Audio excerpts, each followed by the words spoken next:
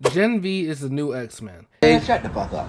Hear me out, gosh. When this series was announced, it was pitched to me as the boys' version of Charles Xavier's School for Gifted Youngsters. Now trust me, I'm completely aware it is not that, but the comparison to X-Men is not completely lost in the show. This series is a direct spin-off of The Boys and deals with the first generation of students to know that their parents injected them with a highly volatile serum when they were babies. And after this fallout, we were able to see how this affected the characters in The Boys, but these were fully formed heroes at this point. It seems like their parents' greediness and lack of overall care for the children paid off for the most part, but in Gen V, we see how this knowledge affects the students who have yet to make a name for themselves. Not only that, but we get to see how they use their powers when they never had the chance to say no to them. We are also treated to a plethora of characters who try to control and benefit from these students' involuntary powers. They build a whole prison and testing facility disguised as a college campus. Sure, they'll throw some villains Voss way for the 7.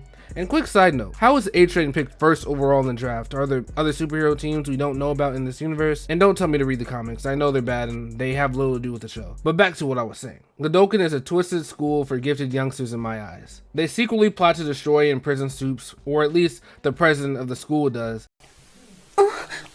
And all that is a pretty good comparison right there for the X-Men, as the X-Men deal with, for the most part, teenagers and young adults who are persecuted for a mutation or power they never asked for in the first place. There are government officials, scientists, and sometimes their own kind who want to destroy or imprison them just for simply existing. The Boys paints a good reason to fear and dislike Supes, but in Gen V, most of these kids don't have the power or mindset to do those things. So it writes that X-Men comparison very closely in this vacuum. But to me, there's still a better comparison to be made.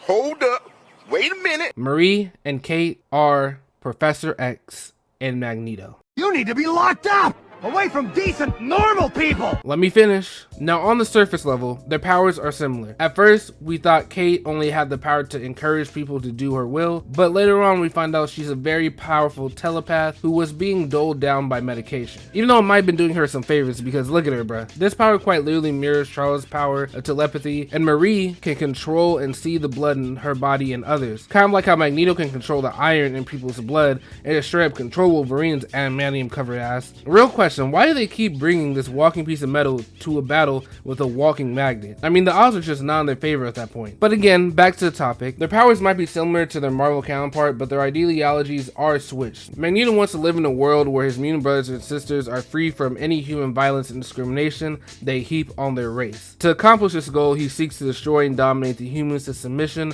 or death for his people to have a better life. Something you see mirrored in Cate, who kills and dominates any non-Supe in the finale in the name of Supes who were tortured and died in the forest. She doesn't want what Shetty made to end her people, and the only way she sees to stop this is to show dominance and wipe out as many as the ops as she can. Whereas on the other hand, you have Marie, a person who wants the same exact thing as Cate, seeing the same things as she has, but still can see a world where Supes and humans can coexist through understanding and thoughtfulness. Something that I think comes from her wanting to be with her sister again. Something Charles Xavier pretty much stands for and tries to exemplify with his X-Men. Gen V is not the X-Men in the same way Homelander is not Superman. They derive their skeletons or body from an iteration of a character and make something totally new and fresh. Something I've noticed in the past years with superhero media is that everybody wants something new, something different, something deeper. But with these new age classics like The Boys, Invincible, and Gen V, they reach back to an era of comics and movies that we as an audience hold dear and to a high pedestal. And they sprinkle it with modern politics, humor, new point of views, realism, and stakes. They try to flip conventional story beats, which in turn creates great comedy and great character moments. Like for example, in the finale of Gen V, Marie tries to give the classic dig deep and break free speech to Maverick when he was attacking her, but not quite in the poetic way we are accustomed to.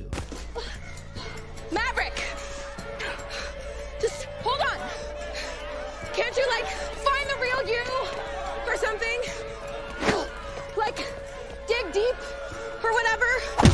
At the end of the fight, it's actually her who has to dig deep and finally end the fight. And all this is coming straight from Amazon Prime Video. They deserve a video for all this heat, I'm not gonna lie. To me, nothing is going to replace the X-Men, and I'm not counting this as an X-Men adaptation or parody. I just noticed the similarities in the characters and story, which if I didn't mention yet is amazing. Like if you haven't seen the series, 1, why you here, and 2, like this video and go watch it. But for real, tell me what you think about Gen V or what we'll see in season 2. Follow me on Twitter and have a good day.